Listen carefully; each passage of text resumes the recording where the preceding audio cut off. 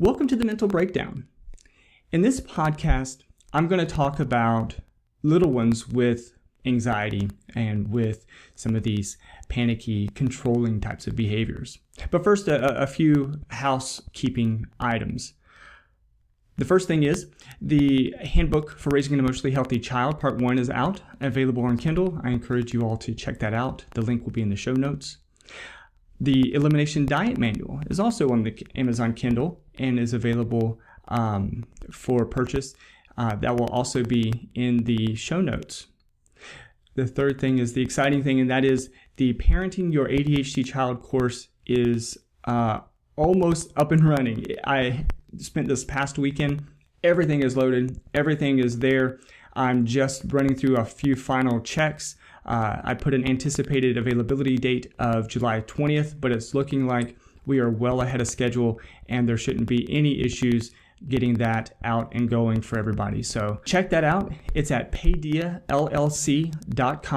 Again, the show notes, the link will be in the show notes. Just click on courses, scroll down a little bit, and you will see the Parenting Your ADHD Child. You'll be able to view it. There's lots of information there online. You can even see the course outline and what the different lessons will focus on. So, all right.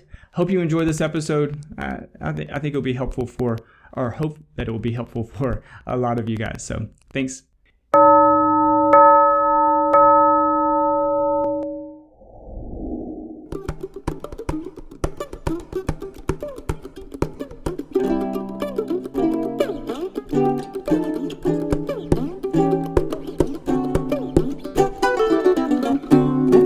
Breakdown. I'm Dr. Berney Wilkinson, and today's podcast is going to be about little ones. I was talking to a friend the other day, and he was talking to me about his 5-year-old daughter. He was telling me that she's very emotional. He says that she will freak out at times, that she becomes shaky and very difficult to console. He says that she's the type of kid who really likes to be in control, and she is constantly seeking information, so she asks why all the time. She really has a difficult time accepting things for what they are. She always, again, wants to be in control and wants to see what she can change and what she can handle on her own and deal with on her own without somebody else having to do anything with it. But at the same time, she often seeks support, so she often asks for help, even at times when she doesn't really need it. He talks about her, of course, being very bright, and I know this little one, and she is very bright, but at the same time, she's very challenging. She seems to have difficulty understanding and managing some of these things. My friend talked about the fact that, she will engage in these kinds of behaviors oftentimes sort of at predictable times, like when she's tired or when she is, getting ready for a transition, like if she's going to have a significant change in her schedule or something like that. But they also happen at other times. He's really wondering if this could be just manipulation, or if there's something maybe a little bit more deeply rooted that could be the cause of some of these behaviors.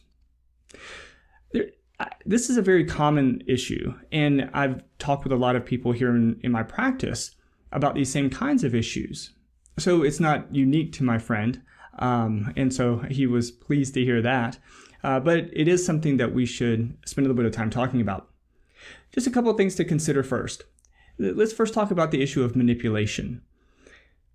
When we talk about manipulation, of course, we're talking about one's attempt to get other people to do what they want them to do, and to, sometimes and actually many times that also involves the issue of control, wanting to control situations, wanting to be the one in charge, wanting to be able to do what one wants to do, even if other things need to be done instead.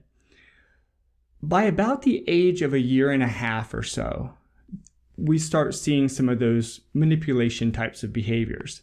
By then, we should be seeing them. For most kids, they start by about the first year of age, but by 1.5 years, most kids are demonstrating these types of behaviors.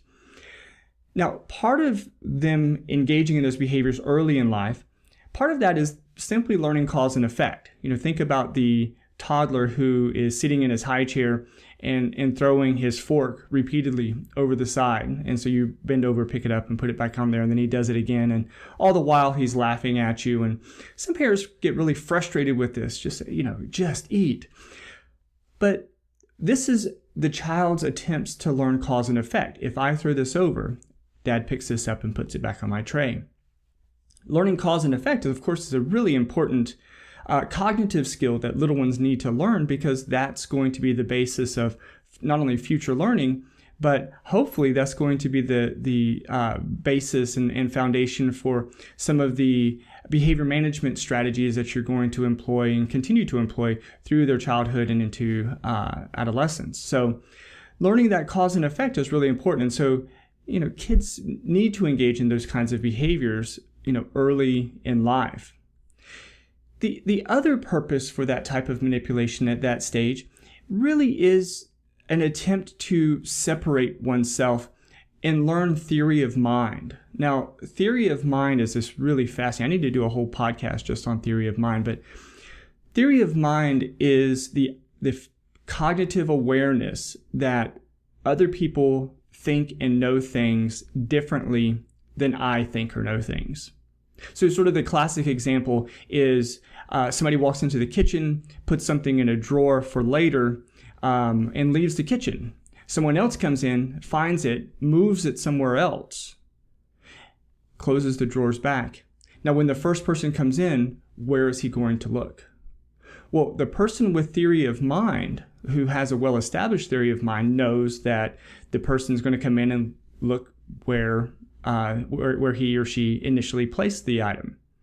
But a person who doesn't have that theory of mind thinks that, well, if one person knows that it was moved, then everyone should know that it moves. And so that person is going to, that little one is going to say, well, he's going to look in the second place, the place where it was moved to. So theory of mind is really critical, because that's going to come into play again later in the child's life and really sets a foundation for some cognitive skills and abstract skills that's going to come later in life. Now, the second thing to consider is anxiety. Anytime that I hear about a person in need of control, a controlling person, the first thing that I think about is anxiety. If we think about the classic examples of anxiety, OCD, agoraphobia, phobic disorders, lots of different anxiety-related disorders are really all about control.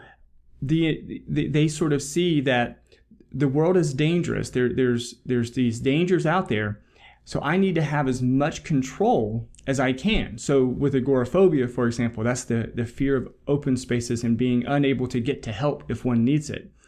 So people with agoraphobia, to control that, they refuse to leave their homes. People with OCD, because of those obsessive, anxious thoughts, they engage in compulsive behaviors to try to balance and to negate those negative consequences from those obsessive thoughts. So again, it's all about control. It's needing things to be a certain way. It's needing to manage those things to relieve anxiety. So let's get back to our 5-year-old.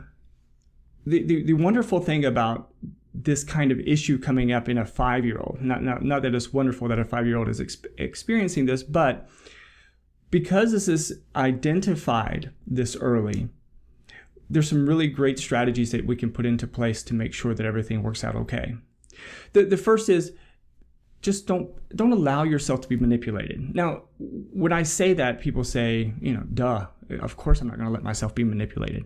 But I'm not saying not being manipulated, not allowing yourself to be manipulated is different than being strict and rule governed and mean and punitive. It's a very different thing.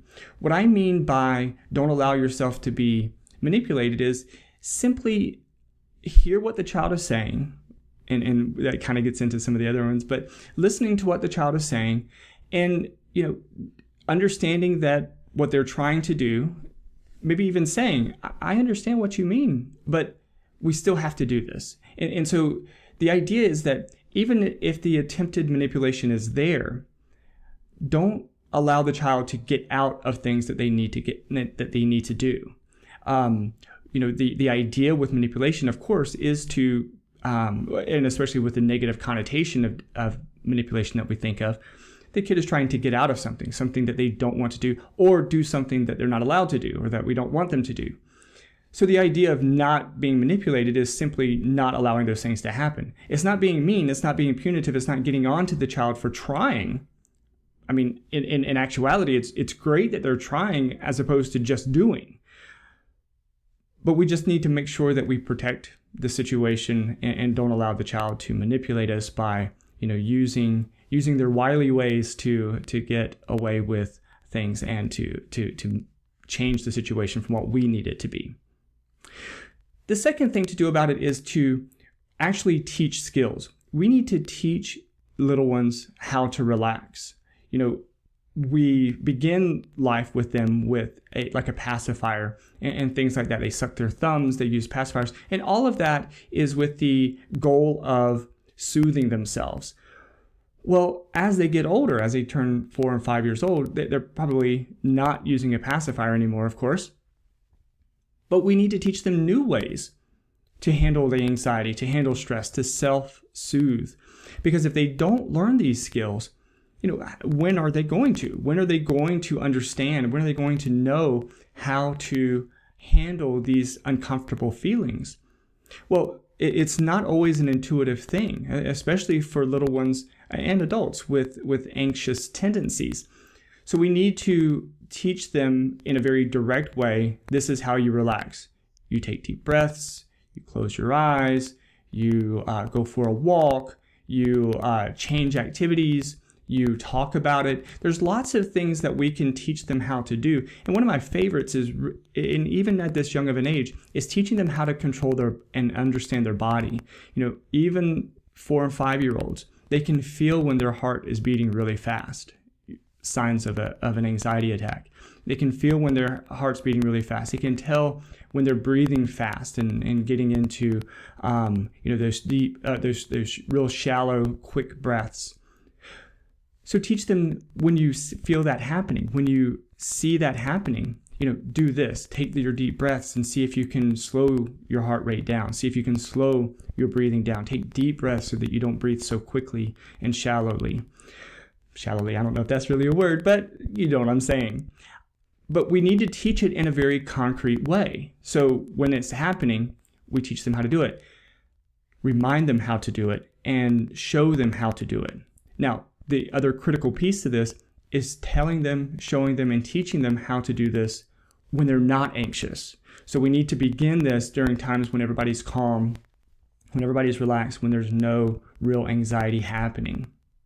Now, the third piece is really kind of tying some of this together, and that is listening to the child and walking them through the process.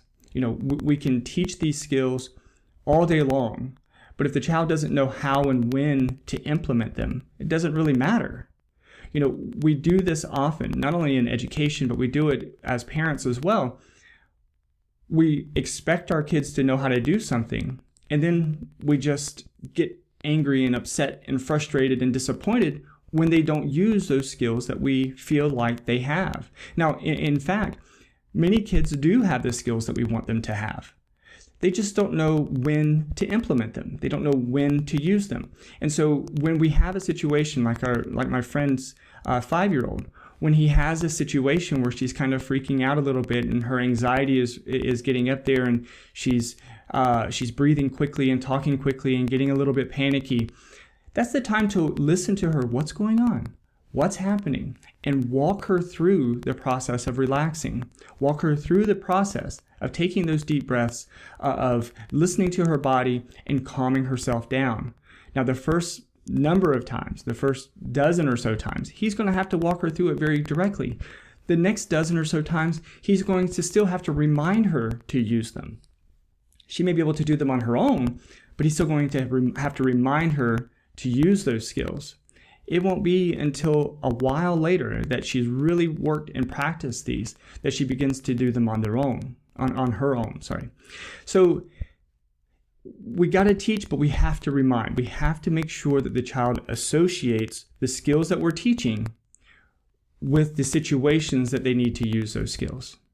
All right? Well, I hope that is helpful for anybody out there. I know that this is a very common issue for parents of kids with some of these anxious tendencies. So, all right. Well, until next time, I'm Dr. Berney, and have a great afternoon, and forget to be afraid.